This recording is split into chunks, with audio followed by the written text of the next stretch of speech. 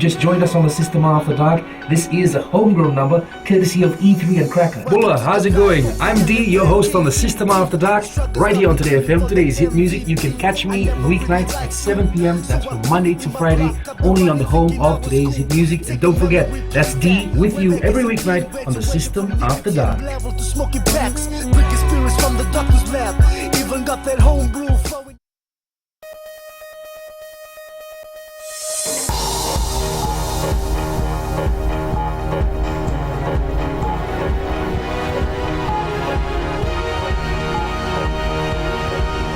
Good evening, this is FBC News. I'm Jackie Spade. In this bulletin, family of deceased boy wants South African diplomat to return to Fiji and face charges.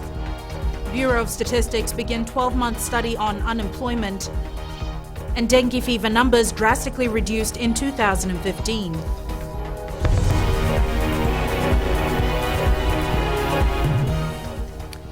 The family of late Ashneel Singh is pleading with the government for justice. Ashneel was killed in a car accident after his car was hit by another allegedly driven by a South African diplomat who was believed to be intoxicated. Ellen Stahls reports. Ashneel's family today marks 13 days of mourning since his funeral, not giving up hope that justice will be served. The PM, we've written to the AG, we've written to the Ministry of Foreign Affairs, UN, South African Embassy, South African government as well. The family has been traumatized by the loss. Ashneel was the only breadwinner. His younger brother doesn't know whether he'll be able to complete his studies. What is our government doing about it? That's something that the family here, it's a plea that please help us gain justice. That's all we want. That's it. The South African High Commission didn't allow our cameras into the news briefing this afternoon. High Commissioner Velelo Kwepile told reporters he'd met with Ashneel's family twice and they had asked that First Secretary Theo Mostert be kept in Fiji until investigations is complete. Kwepile said Mostert had to leave because his family asked him to return to South Africa for medical reasons as he'd been a victim of an assault. The High Commission says the family's request for compensation has been forwarded to their headquarters in Pretoria, South Africa, awaiting a reply this Thursday. Meanwhile, the Director of Public Prosecution says it's waiting for a report from the police before proceeding any further. Ellen Stahls, FBC News. A 12-month survey has begun to assess employment in Fiji. The 2015 to 2016 Employment and Unemployment Survey is carried out every 5 years by the Fiji Bureau of Statistics. Akusita Tale has more.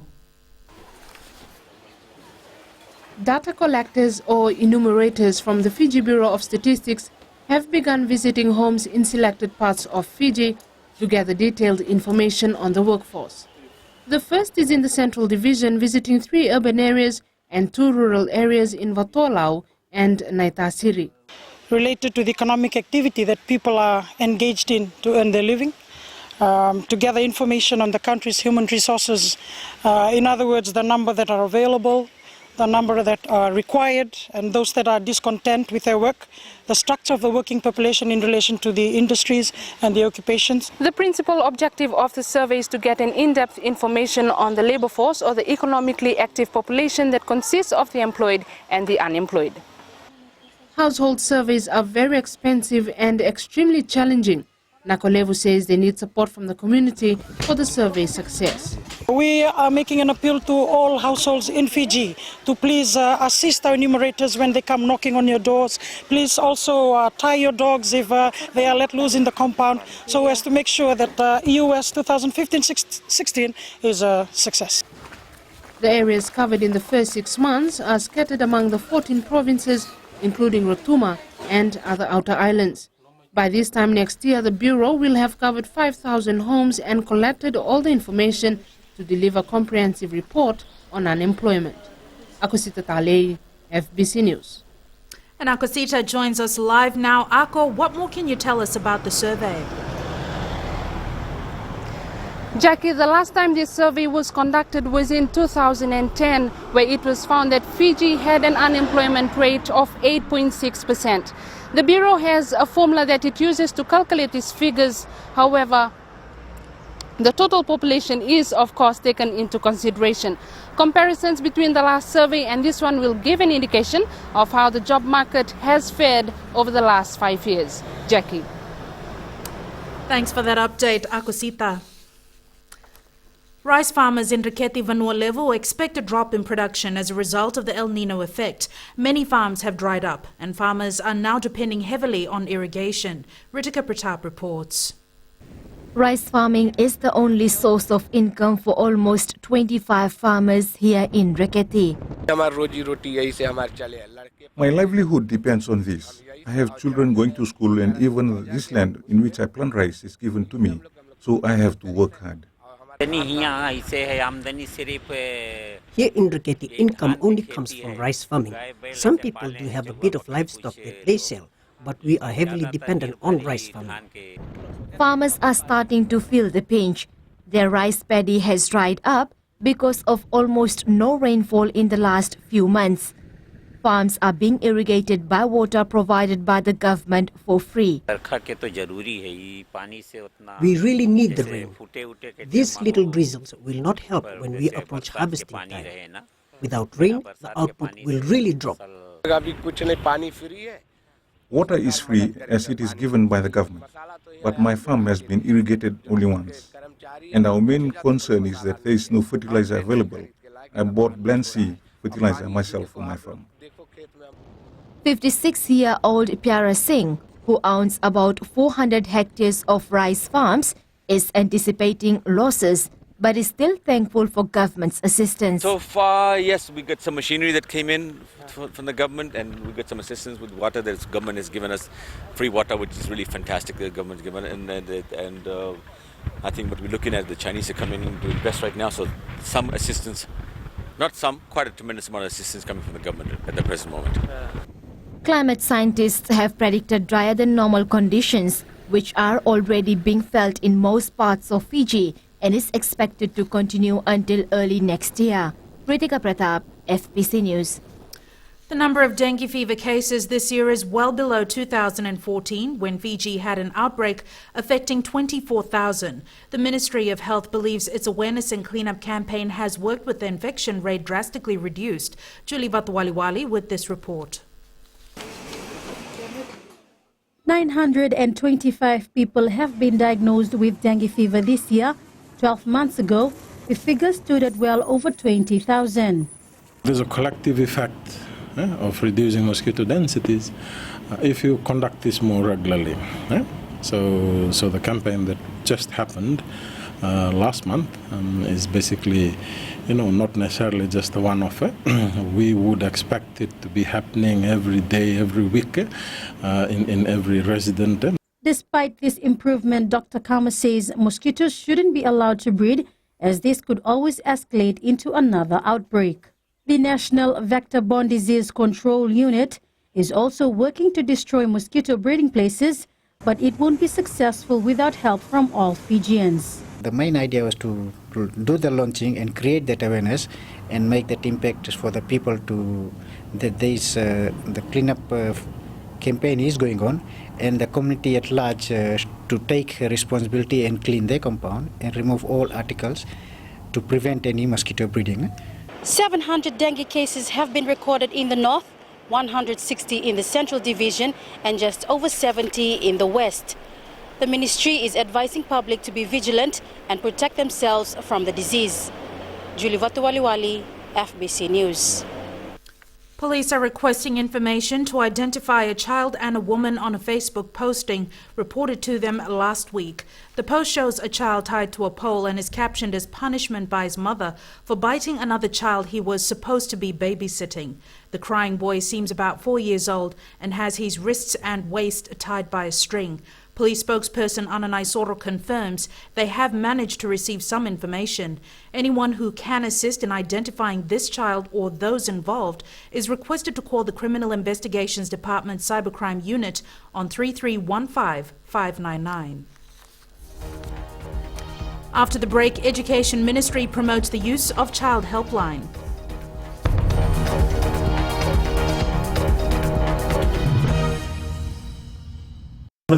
With one heartbeat. We'll take a short break and join us in the next hour for more music from Seal. Bulavanaka. I'm DJ Tora. Join me every weekdays, 7 until midnight on the Premium Classics, right here on Gold FM, only the classic hits.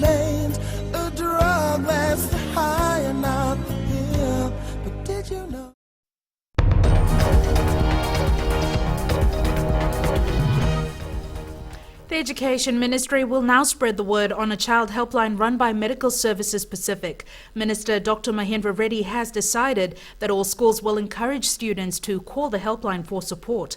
Shireen Lata has the story. Problems faced by children these days didn't exist few decades ago. And Minister Dr. Mahendra Reddy says most parents have no idea who their children are mixing with. They're liaising with our children through various social media platforms.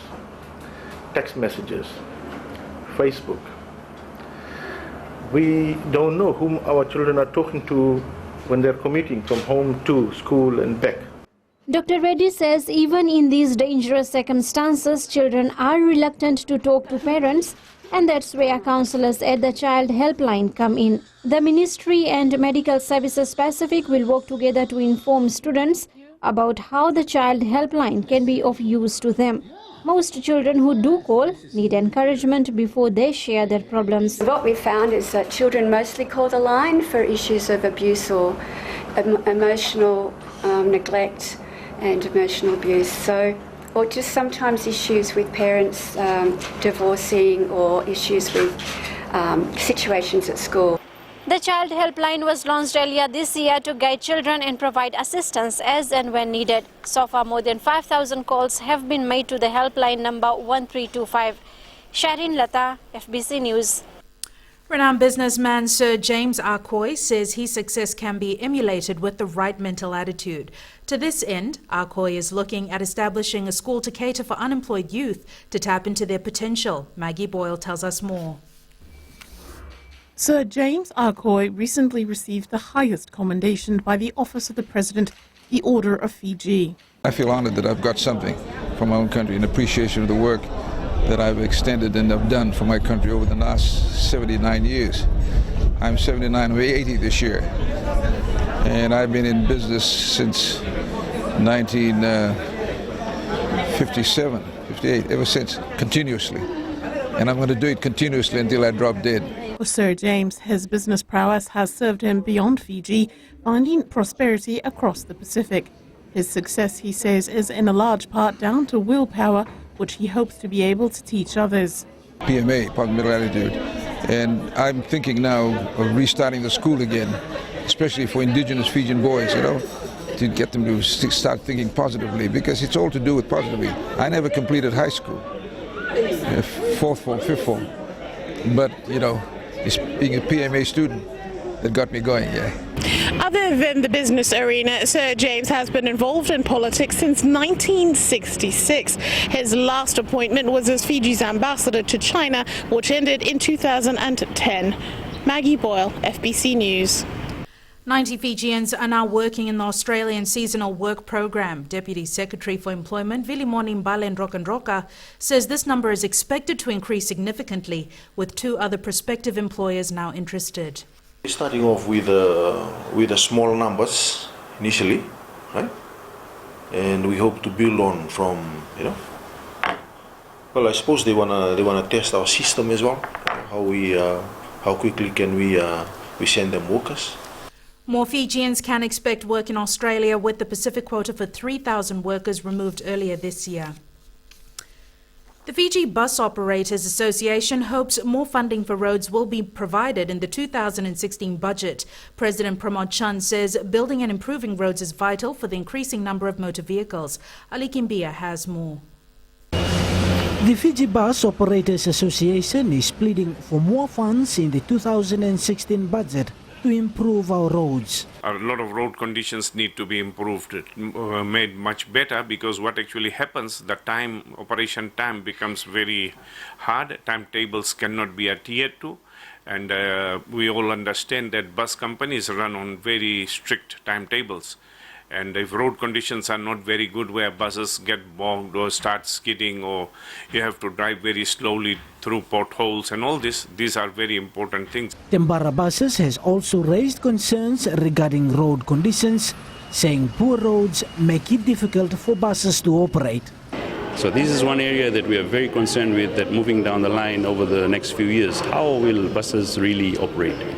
On the one hand, government is saying that there is need, or they want to encourage the use of public transport, and they're telling people to use public transport. They're making the infrastructure available to us, but we are always playing a catch-up game. Fiji Bus Operators Association President Pramod Chan says they've also appealed to the government to relook at some of the development work carried out on our roads to ensure they are up to standard. Ali Kimbia, FBC News. Sports is up next. Here's Jamie now with the latest. Rakadzaki and good evening. Coming up in sports tonight, another successful Fiji International came to a close last night in Natandola. And we hear from John McKee on the Flying Fijians Rugby World Cup performance. This and more after the break.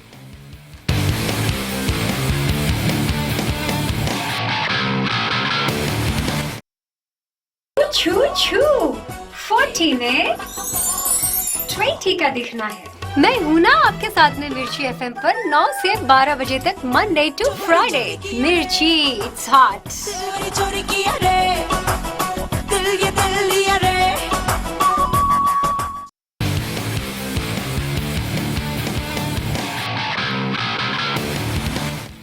The 2015 Fiji International at the Natandola Bay Golf Course in Singatoka came to an end yesterday.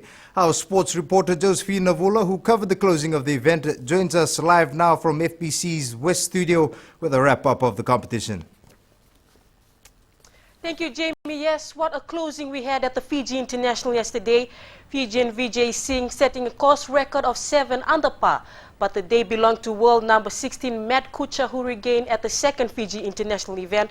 We caught up with the American after his win. A win on his debut at the Fiji International couldn't be any sweeter for Matt Kuchar. This is so much fun for me to have the family here, to have Dad caddying for me. To come out on top has really been an excellent week, and one I'm sure we'll never forget. Ranked 16 in the world, he shot a 3 under par 69 yesterday for a total score of 284 and 4 under. Kuchar has a few reasons to come back and defend his title next year. It's been a great week, and certainly it's a place that a destination, and I certainly enjoy getting back to. Setting a new course after firing 7 under par 65 in the final round, former number 1 Vijay Singh is content with his performance. Start of the day, I never thought I was going to shoot 7 under. I was just thinking, shoot under par and see what happens. It was a good round. Kuchar collected $202,500, while Aaron Price of Australia, who cutted 1 under 71 and scoring a total of 288, walks away with $114,750. Josephine Navula, FBC Sports. Meanwhile, government has already mapped out strategies to improve the Natandola golf course for a better 2016 Fiji International. Acting Prime Minister Ayased Kiyum says they have spoken to the Fiji National Provident Fund about the need to make some improvements at the venue. The golf course needs a bit more tweaking with its design to make it a lot more friendly, player friendly. I'm told at the moment that a lot of balls do get lost. So the idea is to make it a lot more playable golf course. It's probably the best setting you'll find internationally anywhere. Syed Kiyum was chief guest at the closing of the Fiji International at Natandola yesterday. Vodafone Flying Fijians coach John McKee is more than satisfied with his team's performance at the Rugby World Cup. Although a quarter-final finish eluded Fiji, McKee says they gave it their all in England and have no complaints. Rohit Deo has more. The 2015 Rugby World Cup is over for the Fiji team, but the big guns will remember what the Flying Fijians are capable of on a global scale. Speaking on Fbctv's For the Record show last night, McKee says they had the best preparation. In our whole preparation from the New Zealand Maori through, and I look back, there's nothing I'd say, oh, we didn't do that and we should have done it, or we would do something different. Some decisions by match officials may have been questionable, but Maggie says it is all part of the game. On reflection of the World Cup, that the match officials are under a lot of pressure, just as the players are, and I'm sure there'll be some reviews done around that. But certainly, the big occasion, I think it can affect the match officials as much as it does the players. Come 2019, the Fijian mentor is confident the Flying Fijians will rattle with some more cages. The next 4 years is all about player development and finding new talent. Yeah, I definitely see a need to get out to the rural areas, out to the outer islands with our programs, because that's where our players come from. The next World Cup will be held in Japan. Fiji will need to go through the qualifiers against other Pacific Island nations to make it. Rohit Deo, FBC Sports. The Wallabies kicked the last-minute penalty to beat Scotland 35-34 in the last quarter-final of the Rugby World Cup early this morning. Here are the match highlights. Just holding on at the moment. Out the back for Foley. And Kurandrani, he held on. Tavita Kurandrani, Ashley Cooper! Adam Ashley Cooper gets the first try. As in the tournament so far. And here we go! That's the third one! They were caught napping! It's joined in. Wallabies looking for their third try. Yes! Foley. And there's a try for Scotland. Well, it should have been. He couldn't go on with it, but now Seymour. Oh! No! Bennett! Mark Bennett!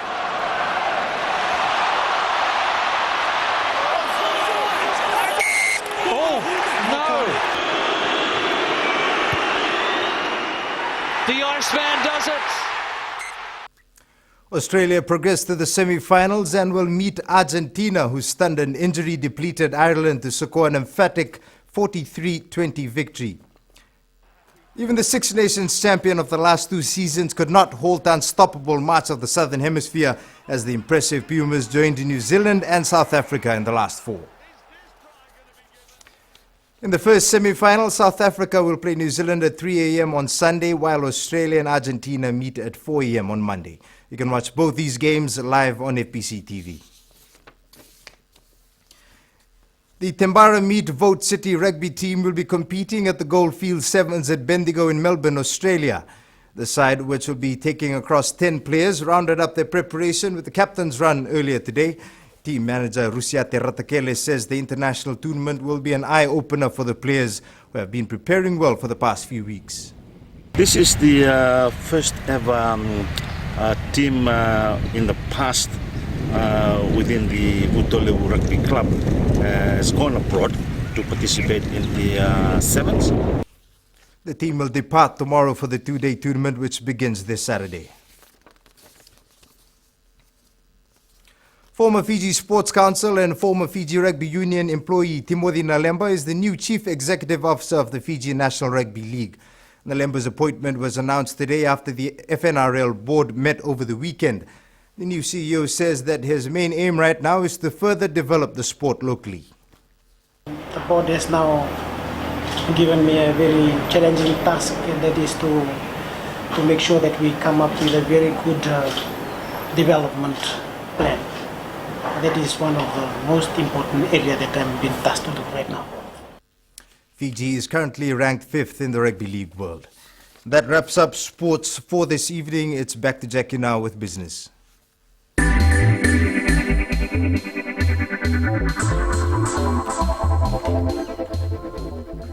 Telecom Fiji Limited has made its submission to the Standing Committee on Justice, Law and Human Rights on the Income Tax Bill 2015 in Suva this morning. Its report noted a few concerns regarding areas of payment of levies in TFL operations. Currently, TFL pays around $12,000 a month in imposition of telecommunication levy under the income tax bill. The report recommends that this levy charge be collected quarterly instead of monthly to reduce administrative logistics. The report also says the levy could be anti-competitive since some telcos operate voice over internet protocol. TFL feels it's unfair that while traditional voice operators pay the levy, VoIP operators do not.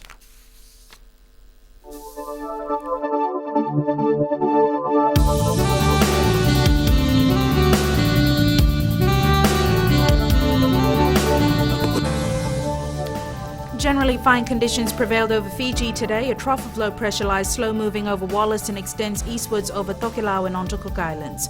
Hot temperatures over the group, Nadi a high of 33, but all other centres were close behind. Tomorrow's forecast is for fine conditions in most places with a chance of afternoon showers in Suva and Savu-Savu. And the further outlook is some showers over the eastern and interior parts of the larger islands. Recapping the main stories tonight.